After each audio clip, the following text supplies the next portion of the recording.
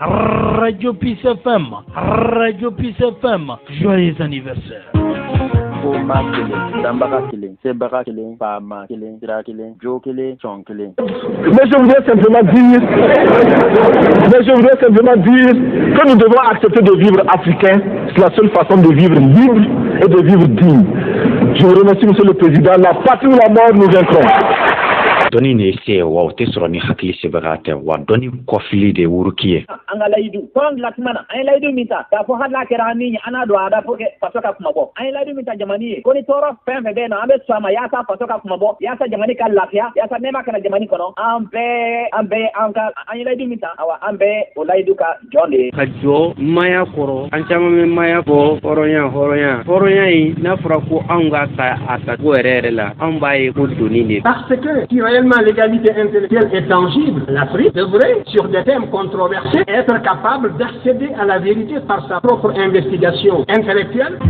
À l'école, on avait instauré quelque chose pour nous obliger à parler et à réfléchir en français. Si un de vos camarades vous surprenait à parler votre langue maternelle, en l'occurrence le Solofo, qui est ma langue maternelle, il vous dénonçait à l'instituteur et pour vous humilier, on vous accrochait un crâne d'âne. Femimbe ankobi odeka ombo glofia mina kono katambla arabuya mina kono otuma ninkele nazaroka mina ambo fana kono aba yechugo no ye sungu marie ofo ango ye uluka yechugo la ambe mba moloma de nola bomba moloma minuka nyanamaya yechugo okwa mako imana joyoro soro nyanamaya inkoro chugo ko ka doko ibe wa mowerebe o ni do kala o kala matuma tuma ko ka nyimanke ka nyimafo ka jugumanto yawla ko banga konnu chama la go se ka ke setana ko de yano dina mo fe fe fula de be wulu bolo ni o ye femi famya o yere bolo o ko nyimaye o bo ke ala tay bo no ma femi famya o yere bolo o ko jugude o bo ke setana tay bo wulu kelme ka fe un plan de ala ani setana bo yanga boli ko nubla setana ko minande kono on minga farasnan la fiye ni vezama de wali berebereli wali ekoli ni wali dinu minu ba kuma kela diɲɛ baara fɔlɔ ye kuma de ni ye kuma se sɔrɔ e bɛ fɛn bɛɛ se sɔrɔ ni ma kuma se sɔrɔ e tɛ se foyi sɔrɔ hali minnu b'a fɔ ko an ka kuma dabila ka baara kɛ fili kuma don baara yɛrɛ fɔlɔ de ye kuma ye ni fɛn mun ma ɲɛfɔ o baara tɛ kɛ o la fɔ an ka kuma de o la kumakɛlaw hali bi a ye kuma a ye dɛmɛ don kumakɛlaw ma a ye dɛmɛ don o la kuma de ye supasima fɔlɔ an ka kuma ni kuma ma kɛ fɛn tɛ ɲɛ dɔn quoi o la hali bi damaga ka se di kumakɛlaw ma Nkoni kontogo irwan faya wakali na poli pawe wa tamu kusinya wana kumbo koteba kamara abela jana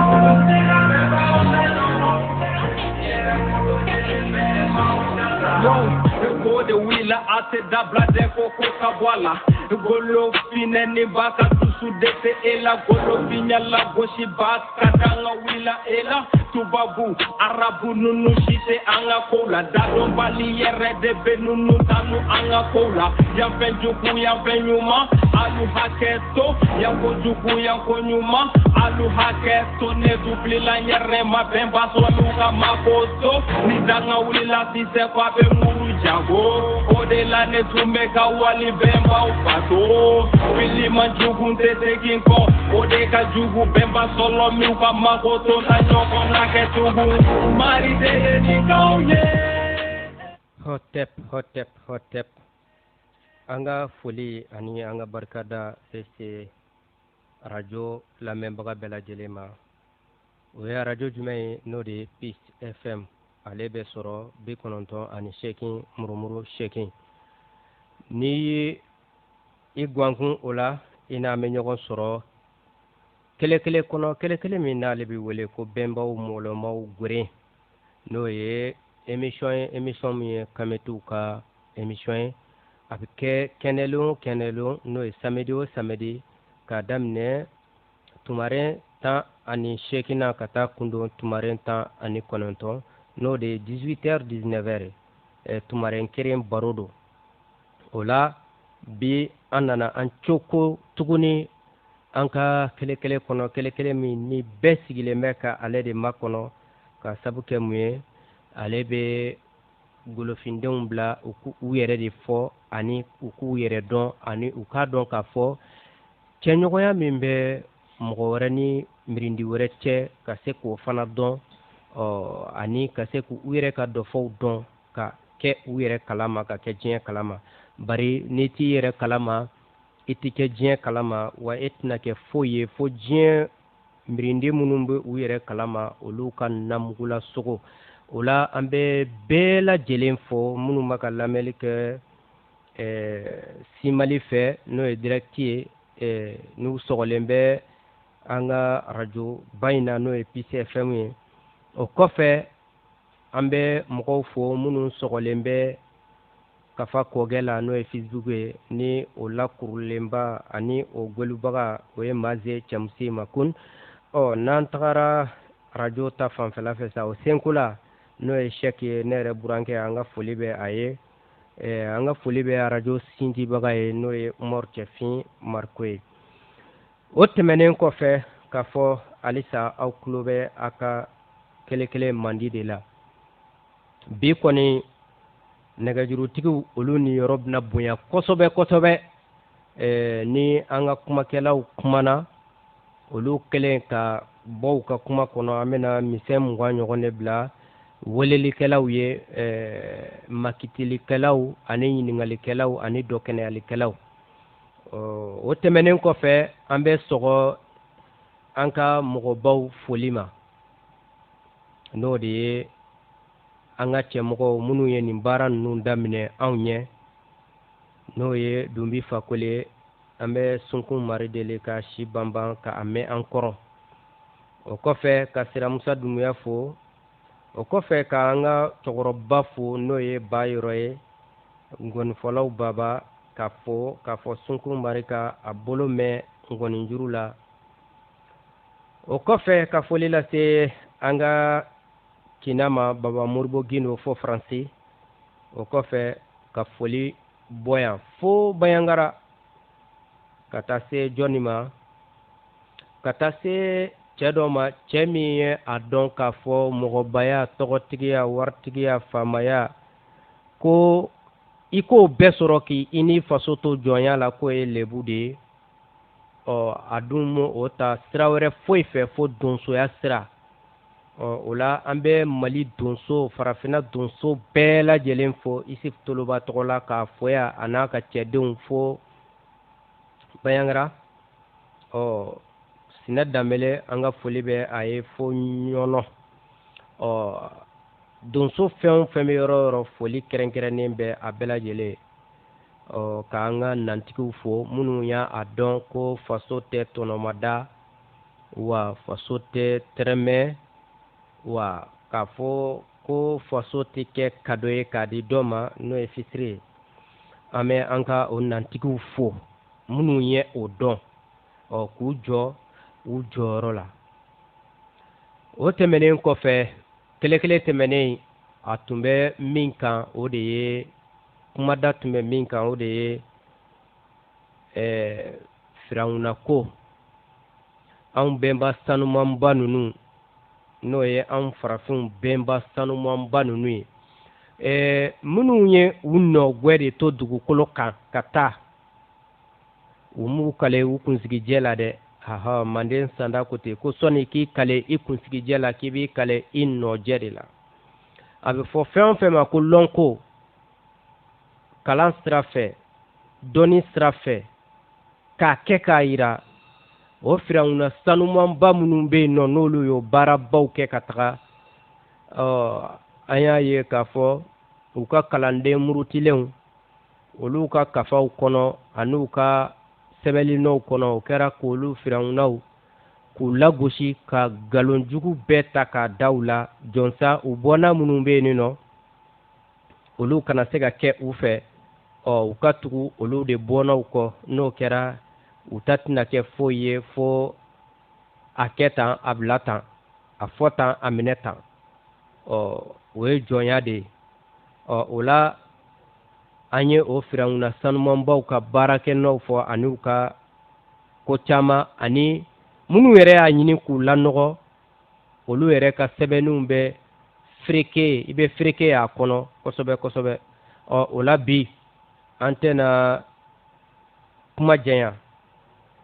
an bɛna an ka tumada fɔ ka sɔrɔ ka kuma di an ka Kolokoto Imhotep ma a ka foli kɛ kaliyara ka don kuma kɔnɔ an bɛ tɛmɛti san walan de la san kalo 5nan de don an bɛ kalo 5nan na o tile 19 an b'o o de la kalo in yɛrɛ tɔgɔ ko Taabɛt donc Taabɛt tile 19 an b'o de la kurukanfuga tɛmɛnen kɔfɛ an b'o de la kamɛti san yɛrɛ san walan ani sisan cɛ o ye san 6250 ani 58 ale de ye san walan ye n'a bɛ fɔ a ma ko calendrier fɔlɔ diɲɛ kɔnɔ o kɔfɛ kurukanfuga tɛmɛnen kɔfɛ 786 an bɛ nɛnɛba tile 3 de la ne ma fili kolikoli tile 4 an b'o o de la sisan donc ka bɛn bi kɛnɛlon ma an bɛ bɛɛ lajɛlen fo k'a fɔ Kolokoto Imhotep ye ko bi ta in ko bila ka suma tere ma ɲi ko an mago bɛ welelikɛlaw ka weleli la kosɛbɛ k'a fɔ Kolokoto Imhotep i ni sɛnɛ kɛnɛ kɔnɔ an ba karamɔgɔ banfɛlɛlɛ setigi Tiɲɛtigiɛ Keyita n ka foli b'i ye an ka technicien Cheikh Sidibe k'a fɔ an ka senkola ɲɔgɔn sɔrɔ Goma Maze Cɛmo Sima Kunu ale yɛrɛ kɛlen don k'an bila Kafa kɔkɛ kan direct la nin wagati la Kafa kɔkɛ de Facebook ye donc Yankili Kolokotoya page n'i y'a taper Facebook recherche kan le championnat de la révolution i b'an ka page ye i bɛ se ka émission in suivre en direct sur Facebook o tɛmɛnen kɔ ka lamɛnbaga bɛɛ lajɛlen fo i y'a fɔ cogoya min na an bɛ kɛmɛti san wala san 6258 na a kalo 5nan n'o ye Taabɛti a tile 19 an b'o de la o ye an bɛ le 4 décembre 2021 o la an b'an ka kɛnɛ mandi kɔnɔ kɛnɛ mun ni a tɔgɔ ye ko Benba Mɔlɔmaw Gore le chemin des ancêtres méritants an bɛ kelen kɛ kɛndɛlo samedi o samedi radio Peace FM na ka taa 18h ka taa 19h pile la o la n'i ye 98.8 ɲini o ye radio so fréquence ye o tɛmɛnen kɔ k'an ka donsow fo k'u bolokɔrɔ talen don ka janbe sigi o kunna n'o ye couronne ye ko siga foyi t'a la olu wasalen olu kunayirinen de kɛn ka tagama mɔgɔ mun tagamatɔ kɛn k'i yanba n'o ye k'i planer siga t'a la o ye olu de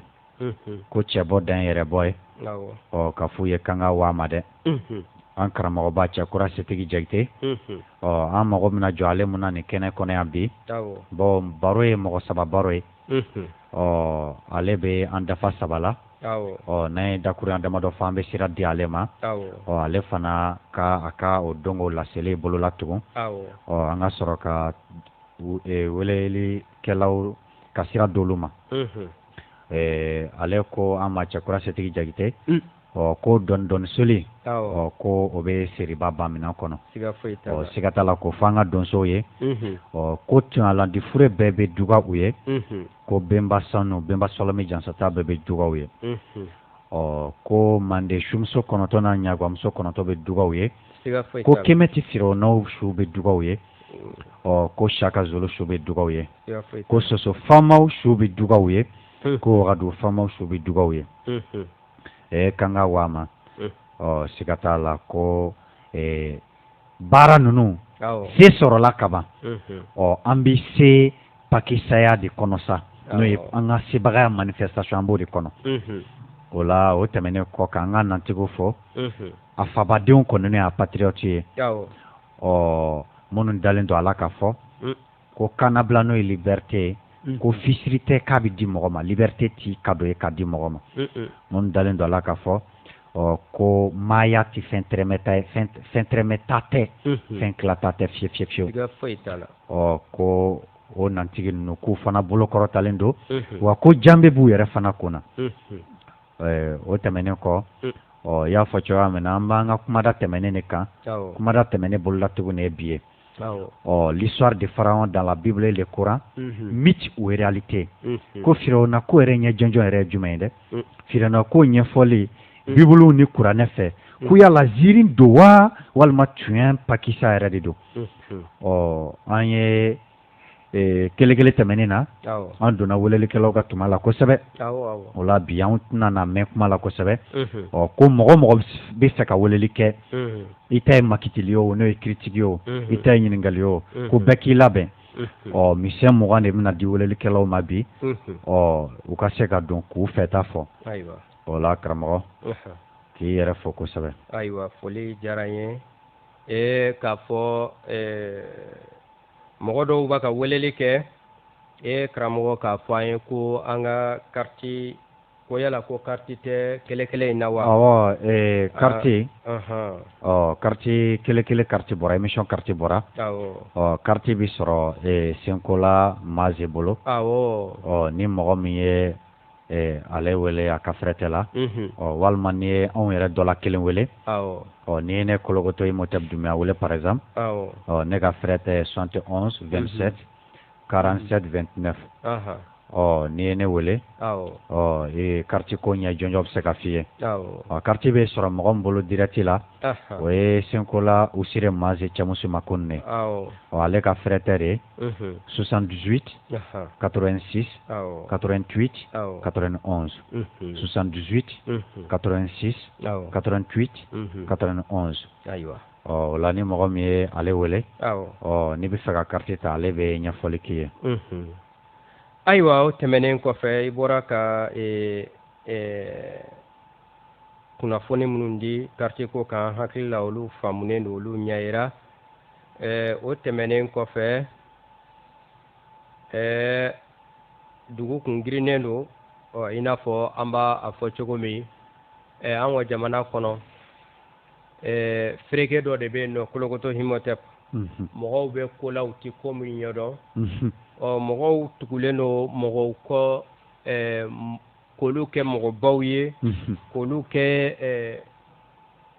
fɛn bɛɛ nka o waati kelen u ka jamana bɛ jɔnya la dɔ bolo an bɛ donso ninnu fo k'a fɔ ka nantigi ninnu fo tuguni k'a fɔ ko n'a nana i ma i n'a fɔ filɛ k'a fɔ cogo min k'a fɔ ko maya tɛ fisiri ye k'a bɛ di mɔgɔ ma o kuma t'a la fiyewu mɔgɔ la jɔnyala kelen ka ni e la jɔnya yɔrɔ anw bɛ jɔnya 2 de kɔnɔ n'o ye mariyalaw ye ani naamutigiw diinɛ ka jɔnya ani politiki ka jɔnya siga t'o la anw b'o jɔnya 2 de kɔnɔ o la kuma min na jamana b'o kɔnɔ i tɛna foyi sɔrɔ a mɔgɔ lafalenw na a bɛ fɔ mɔgɔ minnu ma ko mɔgɔbaw i tɛna foyi sɔrɔ olu bolo k'a fɔ jamanadenw ye u k'u jɔ u jɔyɔrɔ la k'a fɔ bengalikɛla tɛna a ka bengani dabila fiyewu ka se ka mirindi hakili la sunɔgɔ toujours k'a sabu kɛ mirindi fanba bɛɛ bɛ naamu dungo in de ye k'a sabu kɛ a ɲɛdɔnbaliya ye siga foyi t'o la u b'a yira k'a fɔ ko ka duwawu de kɛ ko duwawu de bɛ se ka dɔ nana bɛn kan benganikɛla nana bɛn kan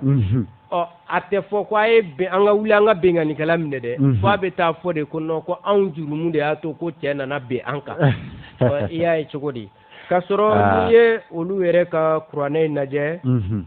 a fɔda 8 n'o ye kɛlɛtɔnɔ ye kɔnsɔn ninnu Suratul Tawba ayi Anfal n'i y'o aya 60 lajɛ olu ka ala in kelen don ka mun de fɔ yen nɔ a ka butin de guerre fɔda awɔ a ko de k'u labɛn aya 60 ko silamɛw k'u labɛn yɛrɛ de labɛn cogo bɛɛ la ka jugu kɛlɛ a sira bɛɛ fɛ yɔrɔ sow ni k'u masiri kɛlɛmina ni sow la ka juguw jatigɛ ka juguw la papa k'u lasiran k'u kɛlɛ a ma fɔ ye k'u ka duwawu kɛ dɛ a fɔra ye k'u ka kɛlɛmina sugu min bi jugu sira mɔgɔ ɲɛ k'u k'o de ɲini wa kana kɛ sow ye yɛrɛ ala k'a kana kɛ so ye so minnu bɛ baara wɛrɛw kɛ ka tila ka k'u bɛ taa kɛlɛ kɛ k'a kana k'o so ye so minnu tigida kɛlɛ yɛrɛ la munna o don duwawu ma fɔ bi duwawu de bɛ fɔ anw ye k'anw hakili la sunɔgɔ kabako don nka a bɛ faamu dɔɔni dɔɔni don siga foyi t'o la o la Kolokoto Imhotep an tun ye a bila Firawuna ko bila danka min na ne yɛrɛ bɛ ɲininkali min kɛ pour que ka don i ka kuma kɔnɔ kuranɛ sura 28 n'i y'ale kalan ka taga a bɛ yira k'a fɔ ko Ala ye Firawuna to ba la ko Firawuna n'a ka jama k'a y'olu to ba la ko ka sɔrɔ ka Firawuna su kɛ k'o lamara walasa k'o kɛ yirimasere ye bɔnsɔn nataw ye sigatala furakɛ an ye Firawuna su minnu ye kɔsani na kalo jan tɛmɛnen na Firawuna su minnu yɛrɛ bɔra a taara se fo 57 ma a maralen u bɛ deli ka min yira an na k'o de don tɔ ninnu yɛrɛ su maracogo ka ɲi ka tɛmɛ o kan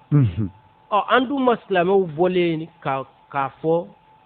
an ma kerecɛnw bɔlen k'a fɔ ko jɔn Ala k'olu tun ye nin min fɔ k'a ma kɛ ten ko su mara yɛrɛ de tun ye ninnu ka baara Firawunaw ka laada farafinw ka laada de tun ye sulaja ye momification ka su mara ka san wayirikaw kɛ o dɔnni mɔgɔya in kɔnɔ farafin de ye o dɔnni bɛ farafinw dɔrɔn de la i b'a fɔ diɲɛ dɔnni bɛɛ sɔgɔra anw ma cogoya min na mɔgɔya yɛrɛ sɔgɔra anw ma n'o de ye k'a fɔ mɔgɔya fɔlɔ la an na nka i bɔra ka mun fɔ a bɛ an hakili jigin Cheikh Anta Diop ka lase dɔ la lase mun n'a kɛra en 87 a kɛra 1985 Atalanta en Géorgie aux États-Unis a ko cogo di a ko quiconque tient l'histoire d'un peuple tient son âme mais quiconque tient la spiritualité d'un peuple le contraint à vivre sous le joug d'une servitude éternelle a ko ni mɔgɔ min ye mirindi ka dɔ fɔ minɛ a ko i ye mirindi yɛrɛ de ni minɛ a ko nka ni mɔgɔ min mirindi ka sɔlɔmidɔya minɛ sɔlɔmidɔya de spiritualité k'i ye o mirindi kɛ badabada mɔgɔfɛmɔgɔ ye o mirindi b'a a si kɛ jugu sagoya de la mɔgɔfɛmɔgɔya la o la i b'a ye k'a fɔ ko u y'a mun dara Firawunaw la livre ninnu kɔnɔ a laɲini ye o de ye walasa golofinw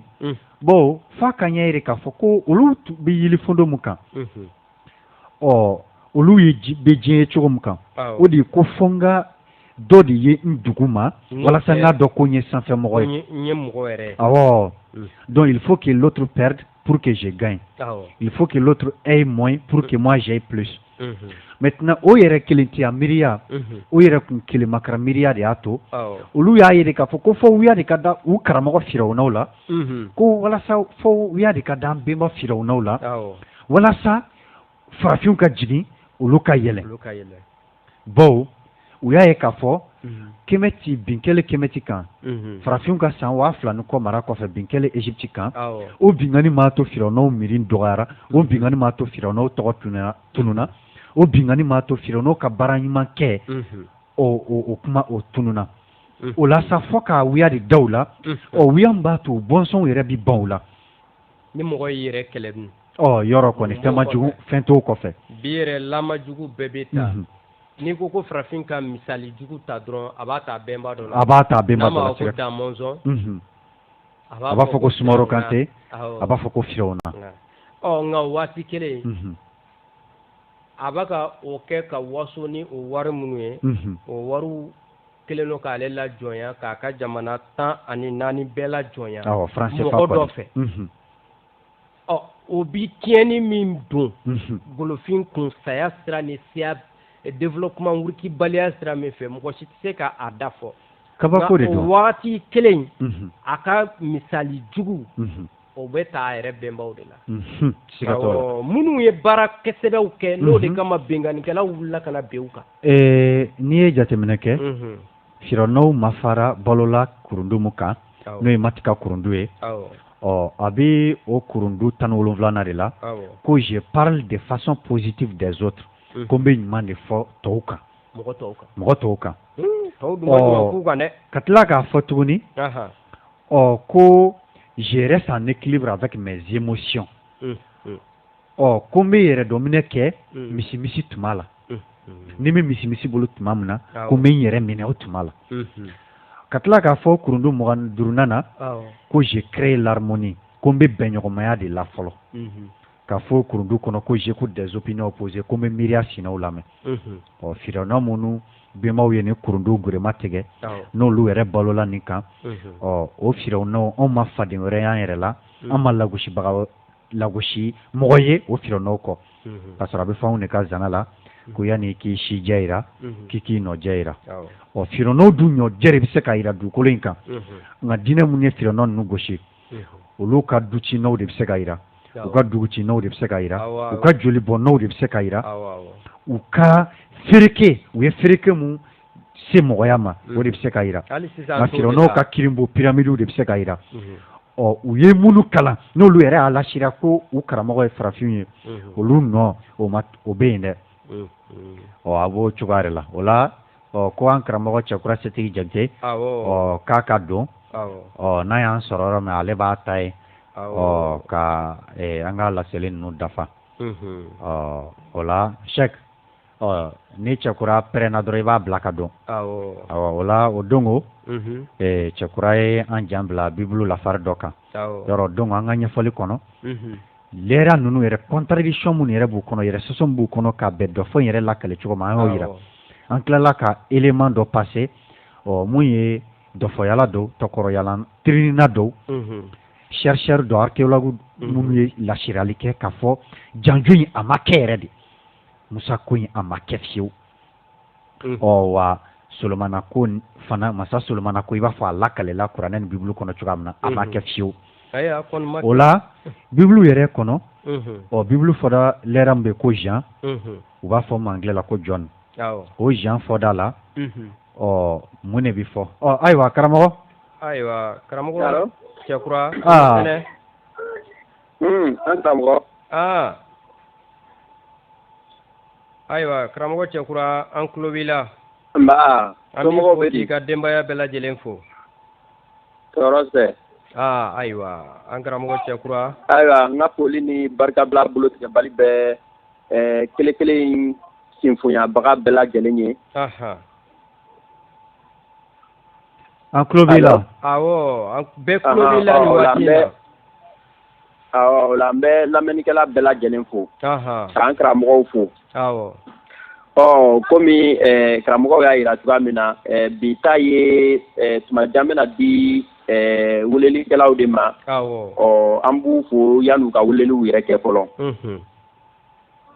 k'a fɔ ko ne ta ye farankan de ye dɔrɔn ani bolokɔrɔta ka bɛn karamɔgɔw ka ɲɛfɔli ma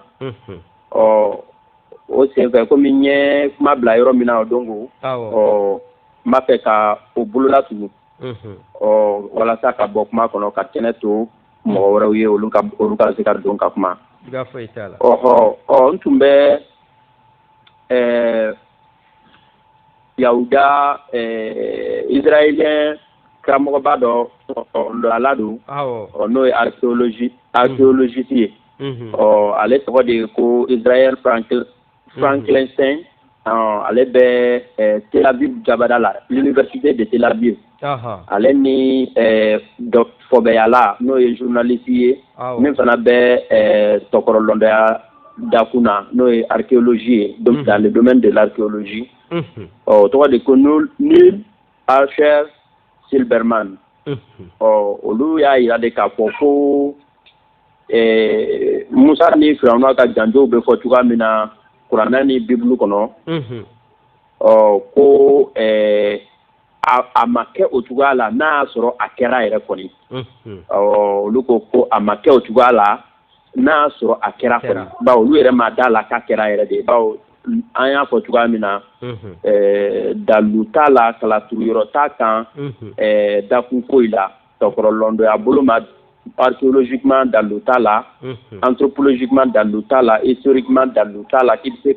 qu'il glomina, qu'à pourquoi il plein de à Gabon Golokan, comme on sait qu'il bloque là. On a nous morofs là, nous tara au Fanagnefe. Où il y a des cas pour ni de fois ni mi fleni, qu'on y est cola benende, au luka ni c'est permis à irula qu'à pour à la bena.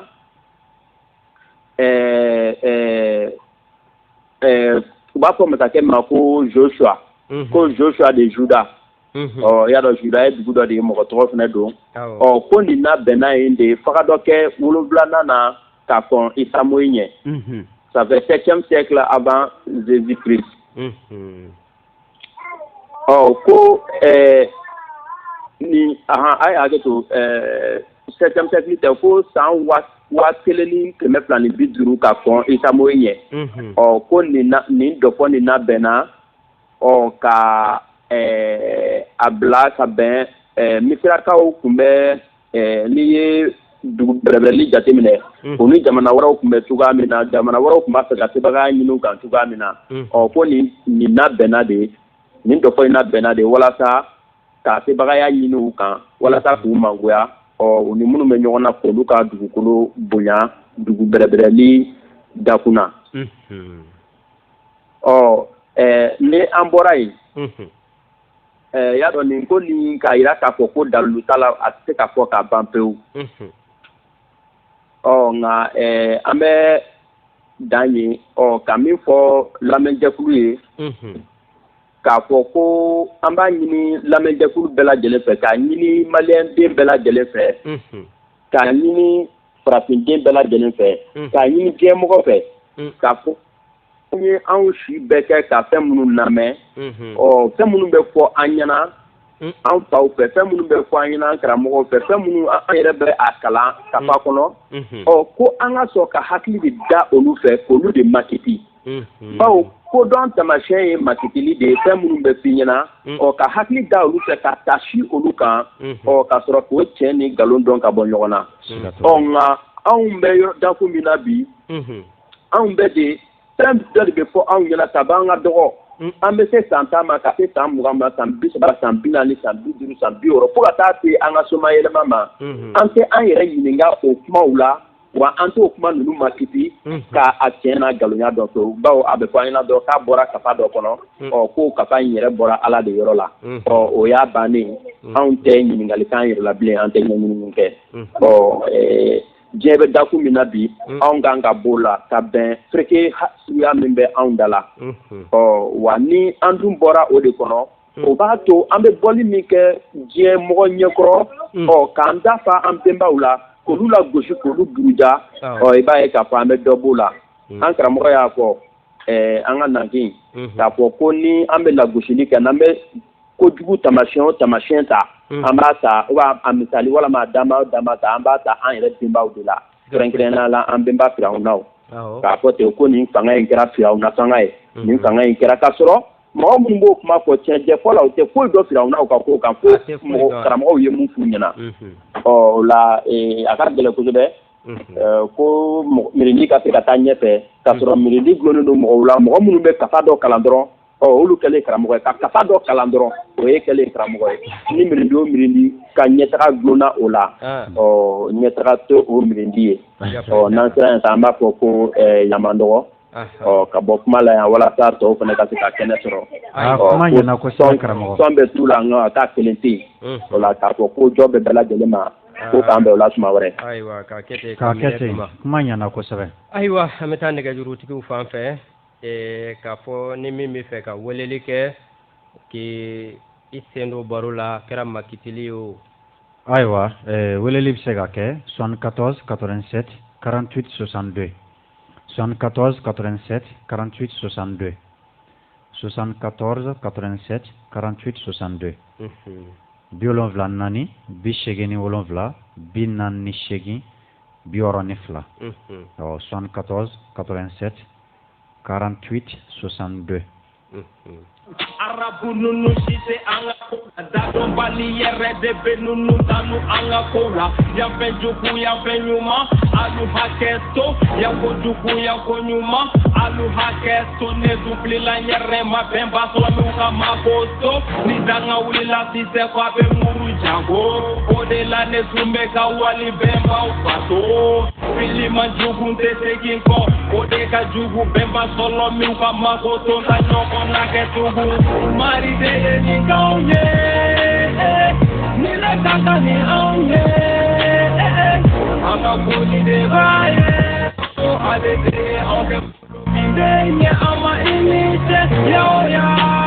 yere yere jobonte one maworo se aywa karamo yani weleli la do ka se ka don comme gɛlɛya dɔɔni bɛ an ka fixe la donc la an ye fɛrɛtɛ wɛrɛ di ko ka weleli ko la la k'an ka karamɔgɔ fo kosɛbɛ n'o ye cɛkura setigi jagite a bɔra ka dɔkɛnɛli min kɛ sisan walima fɔcogo wɛrɛ la a bɔra ka farankan min kɛ a donna o b'a sɔrɔ an bɛ ka a yɛrɛ ka kuma dɔ laseriya ayiwa karamɔgɔ an jɔ allo karamɔgɔ an tulo b'i la i b'i kumakan layɛlɛn dɔɔnin a ma jiginnen don kojugu awa baasi foyi tɛ an karamɔgɔ i b'i kumakan yɛlɛn ayi baasi t'an na an bɛ damari tanu ayiwa karamɔgɔ an tulo b'i la dɔ di i kumakan kɔrɔta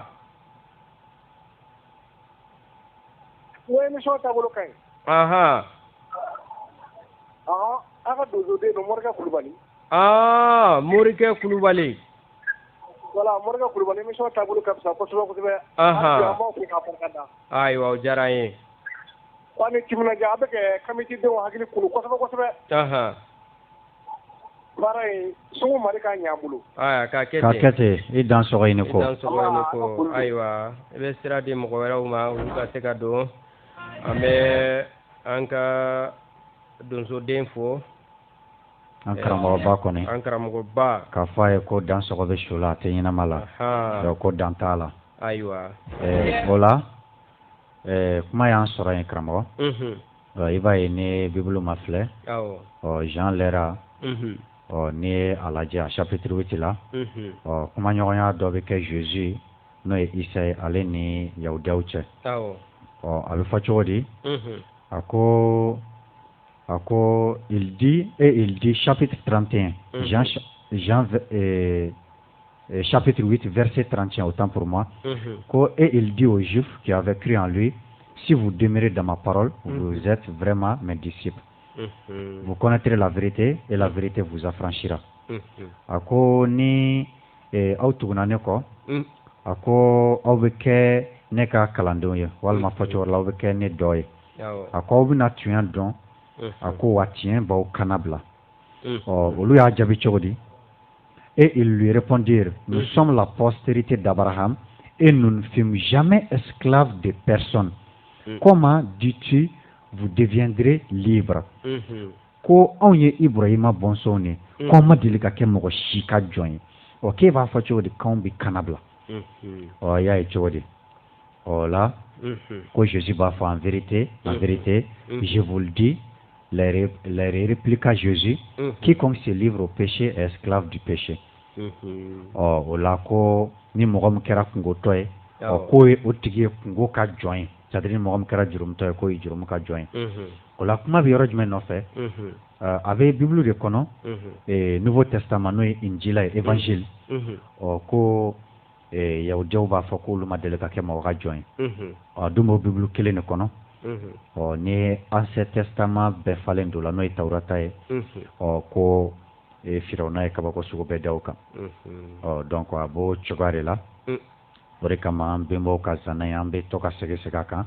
n'o de ye k'a fɔ ko mɔgɔ tɔnɔ tɛ i jugu ɲafa siga foyi tɛ kuma in na. I b'a dɔn ko in yɛrɛ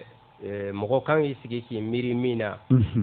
a baara jugu fɛn o fɛn fɔra mankutu jugu fɛn o fɛn fɔra k'a siri Firawuna ninnu na bi jɔnniw de bɛ k'a kɛ n'u bolo bɔlen t'a la ka segin u kɔ kuma si jɔnniw de bɛ k'a kɛ. minnu ye u y'a da Firawunaw la olu kelen de ye o wale cɛjugu ninnu sugu bɛɛ kɛbagaw ye. N'i ye a lajɛ u ka président ŋanaba dɔ bɛ yen Sud-Afrique. Welelikɛlaw bɛ se ka don ni welelikɛlaw donna an b'u ta 74 87 48 62. Voilà, donc problème b'an ka fixe la. N'i ye Pierre Botan ka laɲiniw ye ka ɲɛsin ngolofɛnw ma ani ka u ye fɛn alakili 10 walima 12 min ɲɛsin Firawunaw ma i b'a ye ko i b'a fɔ ko mɔgɔ kelen de y'i sigi k'a bɛɛ sɛbɛn. Ayiwa o la an karamɔgɔ dɔ bɛ nɛgɛjuru la an karamɔgɔ i ni jɔ. Jijan Badian mankan don ne ye Koloto Imhotep fo. Jarakɛ i mankan ka suma dɛ a kɛra cogo di. A ma kɛ cogo la yɛrɛ bi. Ayiwa i kumakan kɔrɔta an tulo b'i la. Dalakɛla an bɛ taga joona. Nin yɔrɔ la de sa Cheikh Anadenw tun b'a fɔ ko si l'intelligence l'universalité de l'intelligence est approuvée, nous devons accéder par la vérité à la vérité par nos propres investigations. Et il y a la connue Atlitia, ni o marika dafu tɔgɔ sun tɔgɔ ye buna aramadona. An ka se ka kuma bɛɛ ka se ka an ka cɛw ɲini k'u sɔrɔ an yɛrɛ ye. Sabula ka kɛ ni fɛn min ye namuko ninnu ye an golofinw an mɛnna an misiri kɔnɔ kojugu ni an ko k'an bɛ kuma cogo cogo diinɛko la a yirana k'a fɔ ko diinɛ ye magabali gosibali de n'i y'a dayɛlɛ a bɛ komi e de ye dugu kojugu bɛɛ lamaga donc mɔgɔ tɛ maga la maga tɛ k'a la a bɛ f'i ye cogo min na i bɛ da la ten i bɛ sɔn a ma ten k'a sɔrɔ hakili ka danni cogo la fɛn min ye Dani Mari ye Sonko Mari ale ye yeli di an bɛɛ lajɛlen ma an bɛ se ka an ɲini jagabɔ cogoya min na foyi t'a la fɛn min sa a nana ye bi k'a fɔ ko farafindenw golofinalandiw anw sera ka segin so sira daminɛ fɛn min ye anw bɛnbaw bɔra yɔrɔ min na an bɛ ka ɲini ka taga o yɔrɔ la komi kɔmasegin tɛ n bolo n tɛ ka aw sɔrɔ ka ɲɛ. Ayiwa an dun y'i ka kumaw mɛn kumaw ɲɛna kosɛbɛ an b'i fo k'i jara halisa a bɛ se ka weleli kɛ 74 ani 87 48 62 ni min ye weleli kɛ o la an bɛ ɲɔgɔn sɔrɔ baro kɔnɔ ayiwa Kolokoto Imhotep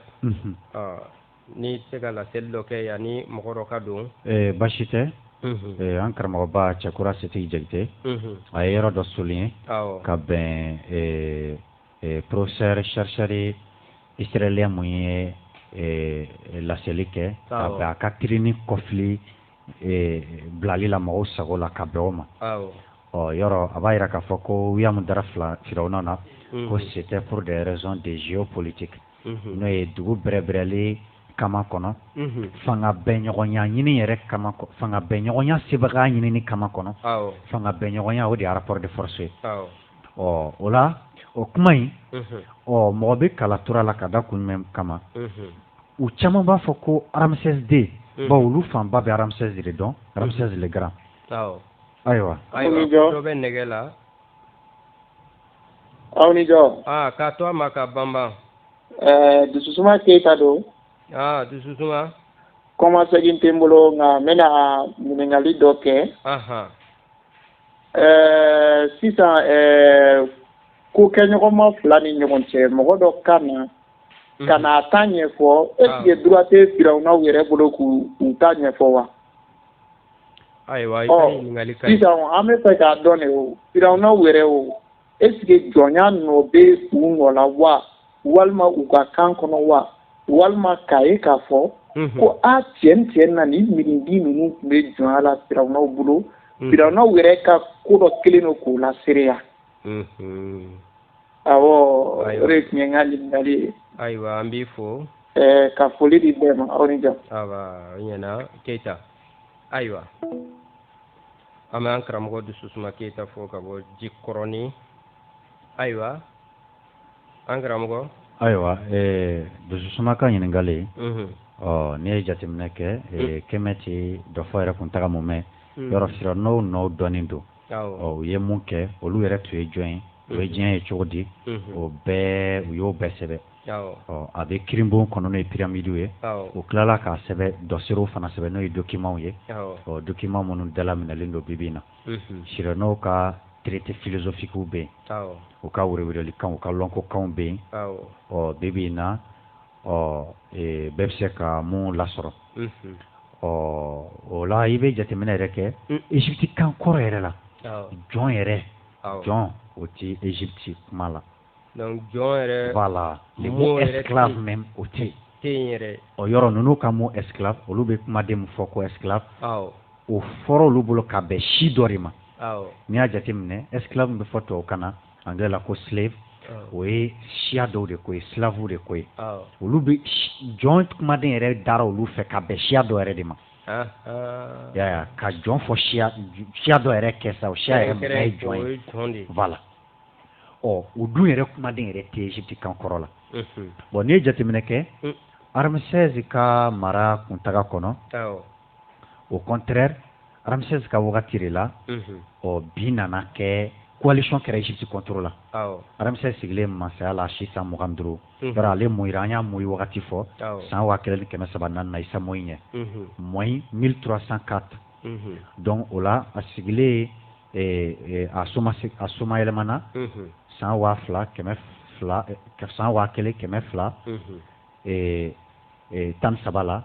Isa moyi ɲɛ avant Jésus-Christ moyi 1213 o la o nɔ kan i b'a Ramsès sigilen famaya la 625 san 4 o kɔfɛ u ye coalition kɛ Égypte contre la k'u bɛ Égypte fanga bin ka Égypte sanu cɛ voilà o b'a sɔrɔ famala fangamaba dɔ bɛ Turquie u k'o ma ko empire hittite o ye Hittitew ka famala ye donc minnu bɛ fɛ ka Égypte fanga binnen ye olu de ye coalition kɛ autour de l'empire hittite ka Égypte kɛlɛ ka Kemet kɛlɛ o kɛlɛ kɛra Kadesh de Syrie donc e bɛ fɛ ka fɔ ko c'est-à-dire au contraire u y'an bɛ ka da Firawuna mun na bin kɛra ale de kan k'u bɛna ale de kan empire firi Ramsès le grand Ramsès II parce que a sigi kuma ni famaya la o bolo ko pharaon jeune do fama denmisɛnnin do ko excellence ba t'a la ka sɔrɔ olu ɲinana mun kɔ wagati min na Hyksos nana Kemet firintɔ fagatɔ kɛ 18 na Isa moyi ɲɛ Hyksos ninnu ye asiatique de mun nana bi Égypte kan u ma se ka Égypte bɛɛ minɛ mais u ye fan dɔw minɛ Égypte y'a ka indépendance totale recouvrer faama min tile la o ye Ahmosis premier ye Ahmosis le grand o Ahmosis in sigira famaya la ka si to san 10 de la a ye san 20 sɔrɔ Égypte y'a ka indépendance totale sɔrɔ wa ale de ka mara kɔnɔ Égypte ye a ka mara hoki l'apogée de l'empire a fɛnna Ahmosis de ka wagati la san 10 a kɛra pharaon ye k'a to de la faama ye quoi Nesu ye k'a to la komi an b'a pharaon in fɔ walasa ka taa k'a fɔ ŋaɲa kɔnɔ kan na walasa mɔgɔw ka dɔn an ka mɛn min ma donc Ahmosis yɛrɛ soma yɛlɛmana si san 35 la o la Ramsès ka wagati la u nalen nin kɛ kɛlɛ kun fɔlɔ ma ja Égypte la fɔ Kemet Ramsès yɛrɛ ka natigi fanba tun bɛ fɛ ka boli dɔw tun bolila ka ban maintenant Ramsès kelen de filɛ ka bɛnbaw wele ka Sunko mari tara k'i ɲɛsin jama ma nantigiw kɛlen k'a ye ko faama kelen bɛ kɛlɛ jama cɛ la olu jala minɛ u seginna ka na dɔn kɛlɛ labanna se labanna ka sɔrɔ n'o tɛ kɛlɛ kun fɔlɔ guyara fɔ kɛlɛdenw bolila donc Ramsès ka kisɛya a ka farinya a ka fasankomaya de y'a to ni kɛlɛ in sebaga sɔrɔ la o de nɔ kan Ramsès ye saraba sɔrɔ fo a kɛra olu ɲɛna ko Firawuna wɛrɛ tɛ diɲɛ kɔnɔ o Ramsès kɔ donc u y'a in labɛn k'a fɔ ko o Ramsès de ni Musa tile bɛnna bon ale ka o kɛlɛ sebaga sɔrɔli diplomatiquement a ye sous-région bɛɛ dominer a ye empire hittite ninnu yɛrɛ dominer u ma se ɲɔgɔn ma tuguni donc ale ye baarabaw kɛ ka statue baw jadɔbaw jɔ ka fɛn camanw kɛ donc a kɛra faama mirima ye ka kɛ faama saramaba ye donc un empereur très charismatique donc o de y'a to nin fɔra ka tugun Ramsès la an y'a fɔ n k'a yɛrɛ tɔgɔ in yɛrɛ de y'a farafin tɔgɔ yɛrɛ de ko Arameso Meri Amon ko Mari ye Ramsès mun kanu bon n'a fɔra ko dɔ de cir'o fana ma ko kana mari ko ɲɛfɔ ye yɔrɔ kabako dan don ko a ko ani Musa ka kuma ɲɔgɔnya la ko ale Musa ye Ala min ko fɔ ko ale to Ala dɔn k'ale de ye Ala ye nka o y'olu yɛrɛ de ka fɔli ye nka a ka kan ni kɛlɛ kɔni kɛra n'o y'a sɔrɔ kɛlɛ kɛra i bɛ kɛlɛmɔgɔ fila bɛɛ de lamɛn mais olu ka ko in fiɲɛ ye min ye olu b'u yɛrɛ niyɔrɔ fɔ kɛlɛ min yɛrɛ ma kɛ u b'u niyɔrɔ fɔ que kɛlɛ turu tɔgɔ min taara ka da i kun k'e niyɔrɔ fɔ wa ko lamɛnbagaw ka da o de la k'o minɛ o de ye kabako da ye o de ye diinɛ ninnu problème ye Abu Jahil Walidu bunu wɛrɛta ninnu bɛɛ balolen tun bɛ yen ni olu fila ka olu ni dɔ ka fɔ ɲɔgɔn kɔ fɛn ma ka kɛ kɛnɛ ni kɛnɛ o janjo lakaleli o bɛ se ka taa kɛ ko fo damagama de k'o ɲɛfɔ a ma kɛ mɔgɔw ɲɛna tiɲɛ yɛrɛ la kɛlɛ tɔ minnu dun bɛ diɲɛ kɔnɔ ka ca kɛlɛ ma deli ka dabila yɛrɛ o de kama damagama t'i da don o kɛlɛw la o de kama fɔ Zana la ko a bɛ kɔnɔ tori ɲina ko diɲɛ dan ye kɔlɔnkɔnɔla in ye bon olu yɛrɛ bɔra ko kalama wagati min olu yɛrɛ bolo ko diɲɛ daminɛ n'o wagati la dɔ fɔ minnu yɛrɛ ka jan ni olu bɛ ka fɛn minnu lakale histoire mun ka jan n'o ye panw mɔgɔya kɔnɔ o ɲɛw dɔnnen don o ɲɛ jɔnjɔw dɔnnen don o nɔw bɛ yen o tɔkɔrɔw bɛ yen o seerew bɛ yen aw ta mun ye sɔgɔmada in na ko ye mɔgɔya dɔ fɔ la ɲɛma sɔrɔ la kabako don n'a fɔra an ka nɔ jate nɔkɔrɔ jate wale min bɛ fɔ ka ɲɛsin Firawunaw ma ka suguyalaw fɔda o lafari Shuara les poètes o lafari 11 na i b'a dɔn u bɛ Firawunaw wele cogo di farafin bɛɛ b'a yɛrɛ sɔrɔ a kɔnɔ de ko Firawunaw kɔni ko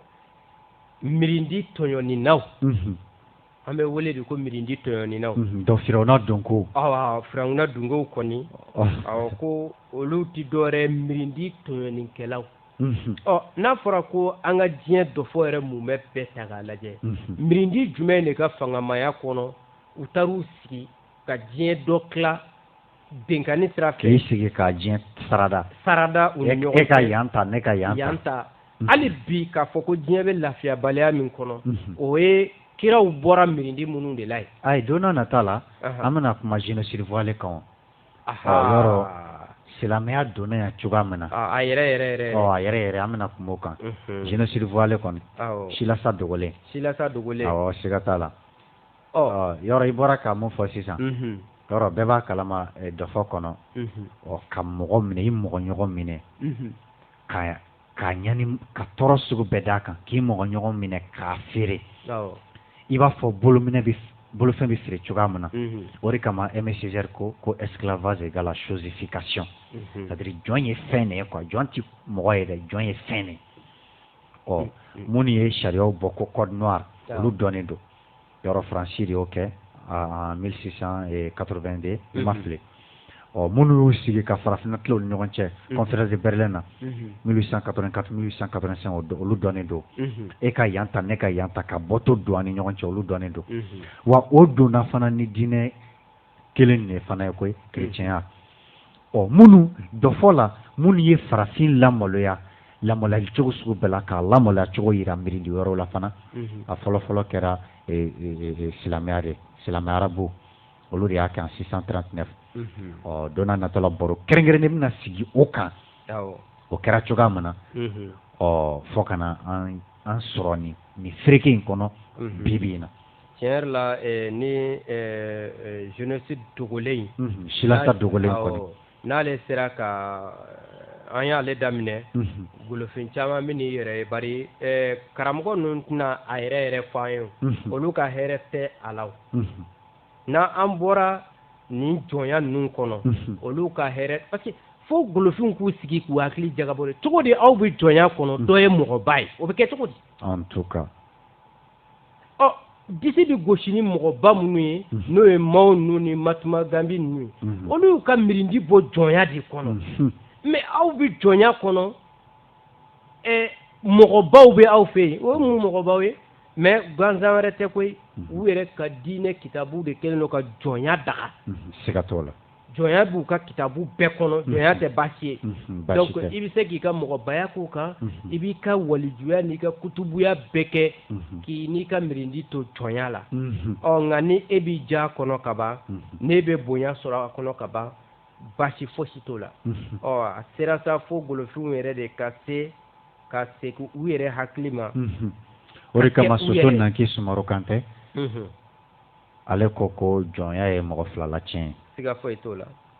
siga t'a la nin benba in tun bɛ ko kalama dɛ don n'a nataw la an bɛ dɔ fɔ Sumaworo Kante ni Shaka Zulu kan u y'a dara janfa min sirila Firawuna kama o janfa kelen sirila Soso Nanki Sumaworo Kante fana kama siga foyi t'a la bon ale tun ye Firawuna tiɲɛ tabaga ɲuman ye i y'a ko ye cogo di wala ko k'a fɔ Soso Nankiw ye ko benba Firawuna ka janfa kolo ka girin n'ale ta ye wa k'a tiɲɛ tabagaw bɛ bibi in na ko a ɲɛ jɔnjɔn a bɛ dɔn bon o la selelu laɲini tɛ dɔ la diɲɛ walima dɔ la gɔɲɛ ye dɔ fɔ de don a dabɔlen don walanda de ka se ka bɔ a kɔnɔ n'a ma fɔ a ɲɛ kan n'a ɲɛ jɔnjɔn ma dɔn walanda bɛ se ka bɔ a kɔnɔ cogo di o la n'i ye dɔ fɔ ɲagami n'i ye dɔ fɔ maransa o mana kɛ mirindi min ka dɔ fɔ ye i b'o yɛrɛ de maransa mirindi de peuple ye dɔ fɔ histoire ye donc i b'o mirindi yɛrɛ de senna siri donc n'i sera ka mirindi min ka dɔ fɔ ɲa kɛ a ma wa ka tila k'a ka dɔ fɔ lakaleli a bɛ bɔ e de da k'a fɔ a ye a b'o de minɛ siga foyi t'a la o de kama kodɔnna dɔw b'a fɔ ko qui contrôle le passé contrôle le futur ou bien contrôle l'avenir ko ni mɔgɔ mun kɛra dɔ fɔ golubaga ye ko tigi bɛ kɛ lafɔ fana golubaga ye fɔcogo wɛrɛ la ni ko tɛmɛ ni contrôle kɛra mɔgɔ min bolo o mamarali mana kɛ mɔgɔ min bolo ko siga t'a la nata fana bɛ kɛ e bolo siga foyi kɔni t'o la o la an bɛ min fɔ dɔrɔn minnu bɛ yen nɔ an caman dadeger'a la k'a fɔ n'an bɛ fɛnjugu misali ta an b'a ta an bɛnbaw de la nka k'a sɔrɔ an bɛnbaw ka tɔɔrɔ foyi tɛ an kan sisan tɔɔrɔ min b'an kan o ye wali bɛnbaw de ye siga t'o la o ye wali bɛnbaw de ye hali jɔnya ko n'i ye a lajɛ a bɛ bala mɔgɔ minnu bolo o tɛ anw ka laadatigiw ye fiyewu siga t'o la minnu bɛ fasu ani kunda kan o kolokolola golofina cogoya min na o dɔnnen don o daminɛna diinɛ ninnu donnen ni farafinna yan Sunjata kɔni olu y'u seko kɛ a la ka se ka jɔnya juru dɔ yoro nka a bɛ kɛ cogo di u bɛ don an kan kuma bɛɛ ka ŋana dɔ kɛ ka ŋana dɔ senkɔrɔma cɛ siga foyi t'o la ni Sunjata tun b'a dɔn ko Sumaworo kɛlɛkun tun ye mirindi bɛɛ bɛ se ka don jɔnya kɔnɔ cogo min Sunjata tun t'a kɛ k'anw bila ni lahala in na bari ale yɛrɛ tɛmɛnen kɔfɛ ale mɔdenw olu y'a kɛ cogo di olu yɛrɛ jamana sanu maralen nafolo yɛrɛ de cɛ mumɛ ka t'o jasi ka tila ka juru ta ka segin ka na Kanku Bala Keyita de y'o kɛ Kanku Musa yɔrɔ i b'o kɛ mɔgɔ minnu ye u m'o dɔn i ye wa olu tɛ aw jate foyi ye fo jɔn kɔ wa o kɛra de ko baw ale sobolibagatɔ de ye a ba faga ka sɔrɔ lawuli kama tɛ a yirala ale la ko walasa o jurumu ka yafa k'o bɛ taa yafa Magan ko f'a ka hejire hejire kɛra sa ka jamana sanu yɛrɛ cɛ ka taa di olu ma ye ka juru ta ka segin e yɛrɛ ka lajɛ ni dɔ lɔndɔya yɛrɛ sira fɛ k'a miiri ko e danbagama e ka wale dɔ kɛli e sera ka wale jugu dɔ kɛ kɛnɛ min kan o tɛ se ka yafa e ma o kɛnɛ kan Kanku Bala Keyita yɛrɛ seginna ka bɔ heji la c'est-à-dire fɛn ma dabali bajɛ kɔnɔ ka arabu ka sɔn juguya bɔ bon ale tun hakili la ko in sɛbɛ ko de don c'est-à-dire jogo bɛrɛ i b'a fɔ golofin bɛ mɔgɔya mun dɔn ko de don nka u ye tereya mun k'ale la tigɛrɛya mun kɛra ale la u ye gosili mun k'ale la ale sunulen ni seginna ka bɔ hijikɛyɔrɔ la wa ka tila ka mɔgɔ bila a nɔfɛ ale kɛlen kɔ ka sanu d'u ma di cogo sugu bɛɛ la ka sanu ɲiw la ɲi cogo sugu bɛɛ la k'u ladiya ladiya cogo sugu bɛɛ la a ka sanu bannen sira la hali balo wari fɛn tun tɛ yen tuguni u tilala tuguni arabu ka bankew tilala ka juru de don a la o sanu in na tuguni ka tila ka mɔgɔ bila a nɔfɛ ka na mande sanu tɔni min tun bɛ k'o kɛ k'o juru sara. Ni ɲɛmafɔ golofɛnw t'o dɔn an b'an kun kɔrɔta n'a ye kankun musa a b'o cogoya la o de kama an bɛ mun fɔ kuma kundo bolo ma dɔ fɔ ninnu ye anw ka dɔ fɔ de don anw kun b'a bɛɛ kɔrɔ mun diyara n na o mun ma diya n na o an kun b'a bɛɛ kɔrɔ benba minnu ye fili kɛ o minnu ma fili kɛ a bɛɛ y'an benbaw de ye wa a bɛɛ bɛ fɔ a ɲɛ kan walasa fili mun y'an sɔrɔ tɛmɛn'o ɲɔgɔn wɛrɛ ka n'an sɔrɔ wa mun kɛra ka ɲa fana n'o kɛra kunnayere ni kunkɔrɔta ni lawasa ye an ka an sinsin o kan ka tɛmɛ olu la o la ka yira lamɛnbaga bɛɛ la k'an mɔgɔ ɲinina tɛ k'an yɛrɛ ɲinina de don ko yaman dɔgɔ hɔtɛp. Ayiwa an bɛ lamɛnlikɛla bɛɛ lajɛlen fɔ Mali kɔnɔ ani Mali kɔ kan k'a fɔ nin walanda min kɔni fɔra sisan bɛɛ lajɛlen y'a mɛn nka kɛrɛnkɛrɛnnenya na jamana kantigiw olu de niyɔrɔ kan ka bonya a ko la ka tɛmɛ bɛɛ kan ni min tugu arabuw ka lasigiden kan an ka jamana wari bɛɛ cɛ ka taa di olu ma ko duwawu ɲini a mana bɔ min na a tɛna dogo i la o la an bɛ bɛɛ lajɛlen fɔ k'a fɔ ko k'an bɛn kɛnɛlen wɛrɛ 18h 19h o la ko k'an bɛn.